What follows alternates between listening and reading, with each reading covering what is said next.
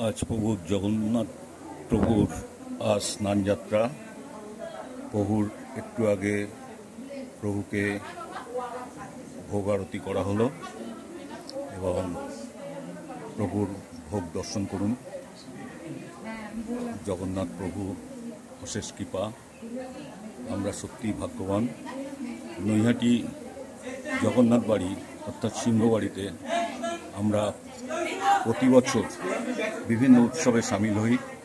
তার মধ্যে আজ স্নানযাত্রা একটি পর্ব আজকে সমাপ্ত হয়েছে। প্রভু স্নানযাত্রার পরে হাতি বেশ পরিধান করেছেন।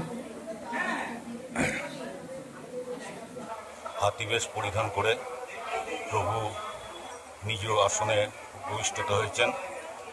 আজ প্রভু চলে যাবেন, তিনি 15 দিনের জন্যে তিনি অন্তরালে। 15 দিন পর এই রথযাত্রার দিন তিনি আবার আসবেন এবং এসে সকল ভক্তদের দেখা দেবেন, রথে উঠবেন। প্রভুর কাছে একটাই কামনা, প্রভু সকলকে ভালো রেখো, সকলকে উপরে কৃপাবাণী বর্ষিত হোক, এই কামনা করি। নৈহাটি থেকে ক্যামেরায় শিবনাথ সরকার। সবাই ভালো থাকবেন, প্রভুর কাছে প্রার্থনা করি প্রভু সবাইকে ভালো রেখো। জয় জগন্নাথ, জয় জগন্নাথ, জয় জগন্নাথ।